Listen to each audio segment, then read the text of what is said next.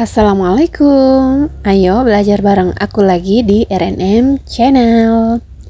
Kali ini aku mau bahas latihan soal kebidanan yang sesuai FR tahun 2024 atau tahun ini dari teman-teman yang sudah ujian. Yang belum subscribe, ayo di subscribe dulu agar kalian tidak ketinggalan info, materi maupun soal yang berkaitan dengan SKB, P3K maupun UKOM. Kali ini aku mau fokus di soal MTBS. Ini tuh banyak banget yang masuk sebagai FR dari teman-teman. Oke, langsung ke soalnya aja nomor 1. Rina seorang anak perempuan umur 7 bulan, berat badan 5,8 kg, panjang badan 59 cm, suhu badannya 38 derajat Celcius. Ibu berkata anaknya batuk selama 2 hari. Petugas kesehatan memeriksa tanda-tanda bahaya umum. Ibu berkata bahwa Rina dapat menyusu, ia tidak muntah dan tidak kejang. Anak sadar dan tidak letargis. Frekuensi pernapasan Rina 58 kali per menit. Ia tidak melihat tarikan dinding dada ke dalam dan tidak mendengar stritor. Dari kasus tersebut, apakah klasifikasi anak tersebut? A. Batuk bukan pneumonia, B. Penyakit sangat berat, C. Pneumonia, D. Pneumonia berat, atau E. Infeksi saluran pernapasan akut tanpa komplikasi. Dan jawaban yang benar adalah C. Pneumonia. Di sini aku mau bahas per opsi, mulai dari opsi A, batuk bukan pneumonia. Frekuensi napas Rina adalah 58 kali per menit yang melebihi batas normal untuk bayi di bawah 12 bulan, yaitu kurang dari 50 kali per menit. Ini menunjukkan adanya pneumonia, bukan sekedar batuk biasa. Kita sebenarnya udah spill jawaban yang benar. Oke, lanjut ke opsi B, penyakit sangat berat. Rina tidak menunjukkan tanda-tanda bahaya umum seperti ketidakmampuan menyusu, muntah terus-menerus, kejang, letargi, atau stridor saat tenang. Kemudian untuk opsi C, pneumonia, ini adalah opsi yang benar. Frekuensi napas yang cepat yaitu 58 kali per menit menunjukkan pneumonia, meskipun tidak ada tanda bahaya lain seperti tarikan dinding dada ke dalam. Untuk opsi D, pneumonia berat. Tidak ada tanda bahaya utama seperti stridor saat tenang, tarikan dinding dada ke dalam, atau gejala berat lainnya. Dan untuk opsi E, infeksi saluran pernafasan akut tanpa komplikasi. Meskipun ini mungkin terdengar sesuai, istilah yang digunakan dalam panduan medis lebih spesifik dan kasus ini memenuhi kriteria pneumonia karena adanya nafas cepat. Oke ya, langsung aja kita ke soal nomor 2. Seorang anak perempuan umur 22 bulan, berat badan 11 kg, panjang badan 83 cm, dan suhu badan 37 derajat Celcius. Ibu berkata anak batuk selama 3 hari. Petugas kesehatan memeriksa tanda bahaya umum. Ibu berkata bahwa anak bisa minum, tidak muntah, dan tidak kejang. Anak sadar dan tidak letargis. Petugas kesehatan menghitung nafas 38 kali per menit, tidak melihat tarikan dinding ke dalam, dan tidak mendengar stridor saat mendengar nafas anak tersebut. Dari kasus di atas, apakah klasifikasi anak tersebut? A. Batuk bukan pneumonia, B. Penyakit sangat berat, C. Pneumonia, D. Pneumonia berat, atau E. Asma akut. Dan jawaban yang benar adalah A. Batuk bukan pneumonia. Dibahas per opsi, mulai dari opsi A, batuk bukan pneumonia. Ini langsung opsi yang benar. Frekuensi nafas 38 kali per menit masih dalam batas normal untuk anak usia 22 bulan, yaitu kurang dari 40 kali per menit dan tidak ada tanda bahaya lainnya. Dan untuk opsi B, penyakit sangat berat. Anak tidak memiliki tanda bahaya umum seperti ketidakmampuan minum, muntah terus-menerus, kejang, letargi, atau stridor saat tenang. Dan untuk opsi C, pneumonia, tidak ada nafas cepat, tarikan dinding dada ke dalam, atau stridor sehingga tidak memenuhi kriteria pneumonia. Lanjut opsi D, pneumonia berat. Tanda-tanda berat seperti tarikan dinding dada ke dalam, atau gejala berat lainnya tidak ditemukan. Dan untuk opsi E, asma akut, tidak ada riwayat asma atau gejala khas seperti mengi atau kesulitan bernafas dengan serangan yang muncul tiba-tiba. Oke ya, untuk soal nomor 2 jawaban yang benar adalah A, batuk bukan pneumonia. Lanjut ke soal nomor 3. Seorang anak laki-laki berusia 3 tahun datang ke puskesmas dengan keluhan diare selama 4 hari. Ia mengatakan anak mengalami tinja cair bercampur darah sebanyak 5-6 kali sehari, beserta nyeri perut dan demam. Anak masih dapat minum tetapi nafsu makannya menurun. Pemeriksaan fisik menunjukkan anak tampak lemas, suhu tubuh 38,5 derajat Celcius, dan tidak ada tanda dehidrasi berat seperti mata cekung atau turgor kulit lambat kembali. Dari kasus di atas, apakah diagnosis yang paling sesuai? A. Diare akut tanpa dehidrasi, B. Disentri, C. Diare persisten dengan dehidrasi, D. Infeksi saluran pencernaan non-spesifik, atau E. Kolitis alergi. Dan jawaban yang benar adalah B. Disentri. Oke, dibahas per opsi mulai dari opsi A, diare akut tanpa dehidrasi. Kehadiran darah dalam tinja menyingkirkan diagnosis ini meskipun tidak ada tanda dehidrasi berat. Lanjut opsi B, disentri, ini opsi yang benar.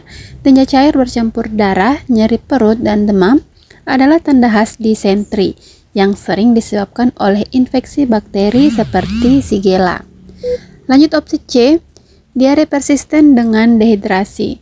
Durasi diare baru 4 hari sehingga belum memenuhi kriteria diare persisten, yaitu lebih dari 14 hari. Untuk opsi D, infeksi saluran pencernaan non-spesifik. Diagnosa ini terlalu umum dan tidak mencakup adanya darah dalam tinja yang spesifik untuk disentri. Untuk opsi E, kolitis alergi. Kolitis alergi biasanya terjadi pada bayi dan jarang disertai dengan demam tinggi atau nyeri perut seperti pada kasus ini. Jadi untuk soal nomor 3 jawaban yang benar adalah B, disentri. Lanjut ke soal nomor 4. Seorang anak perempuan berusia 14 bulan dibawa ke puskesmas dengan keluhan diare yang berlangsung selama 5 hari. Ibu mengatakan anak mengalami tinja cair lebih dari 8 kali sehari disertai muntah berulang. Anak tidak mau makan dan minum sejak sehari sebelumnya. Ibu juga melaporkan bahwa anaknya tampak semakin lemah dan sering mengantuk. Pada pemeriksaan fisik, anak tampak sangat lemas, tidak responsif, dan sulit dibangunkan. Matanya sangat cekung, bibir kering, dan kulit tampak keriput dengan turgor kulit sangat lambat atau lebih dari 2 detik. Denyut nadi terasa lemah dan cepat, sementara ekstremitas terasa dingin. Anak menunjukkan kesadaran menurun dan tidak ada respon saat dipanggil. Berdasarkan kasus di atas, apakah klasifikasi yang paling sesuai untuk kondisi anak ini? A. Diare tanpa dehidrasi, B. Diare dengan dehidrasi ringan atau sedang, C. Diare dengan dehidrasi berat, D. Diare persisten tanpa dehidrasi, atau E.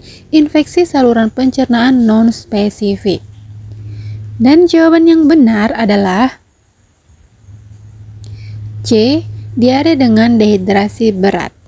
Dibahas per opsi mulai dari opsi A, diare tanpa dehidrasi. Anak menunjukkan tanda-tanda dehidrasi berat seperti mata cekung, turgor kulit lambat, dan kondisi syok. Kemudian lanjut opsi B, diare dengan dehidrasi ringan atau sedang. Gejala seperti kesadaran menurun, lemas, dan ekstremitas dingin menunjukkan dehidrasi berat, bukan ringan atau sedang. Untuk opsi C, diare dengan dehidrasi berat, ini opsi yang benar. Gejala seperti mata cekung, turgor kulit lambat, nadi lemah dan cepat, serta kesadaran menurun adalah tanda dehidrasi berat yang memerlukan penanganan segera. Untuk opsi D, diare persisten tanpa dehidrasi. Durasi diare hanya 5 hari sehingga tidak memenuhi kriteria diare persisten, yaitu lebih dari 14 hari. Untuk opsi E, infeksi saluran pencernaan non-spesifik. Gejala khas diare dengan dehidrasi berat sudah jelas dalam kasus ini. Jadi untuk soal nomor 4, jawaban yang benar adalah C, diare dengan dehidrasi berat. Lanjut ke soal nomor 5. Seorang anak laki-laki berusia 18 bulan dibawa ke puskesmas dengan keluhan diare yang berlangsung selama 3 hari. Ibu mengatakan anak mengalami tinja cair sebanyak 6-7 kali sehari dan muntah 2 kali. Anak tampak gelisah dan sering menangis, terutama saat merasa haus. Ibu juga melaporkan bahwa anak minum air dengan lahap setiap kali ditawarkan.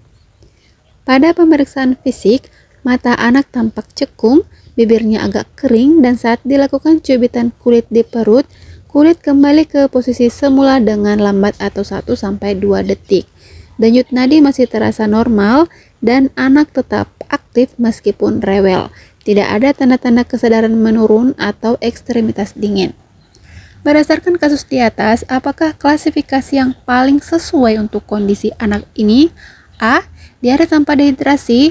B. Diare dengan dehidrasi ringan atau sedang. C. Diare dengan dehidrasi berat. D. Diare persisten tanpa dehidrasi. Atau E.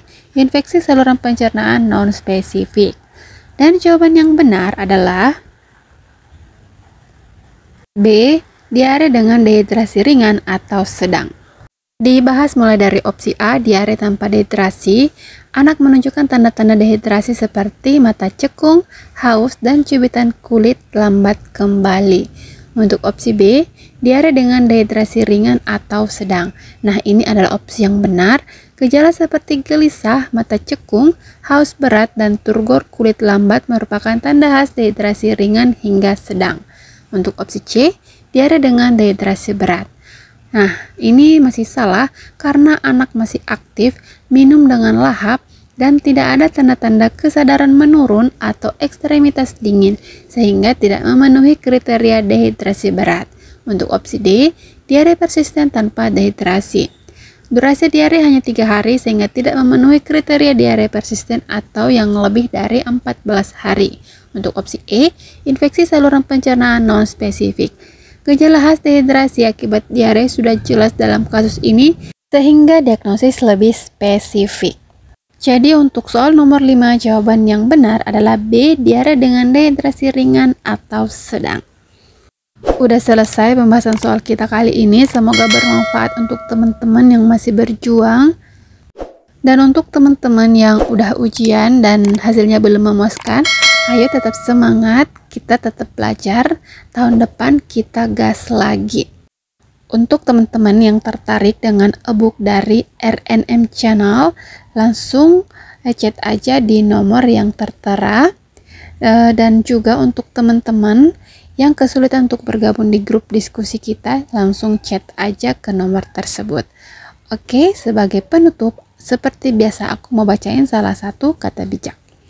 Kekuatan sejati adalah kemampuan untuk bangkit setiap kali kita jatuh. Oke, tetap semangat.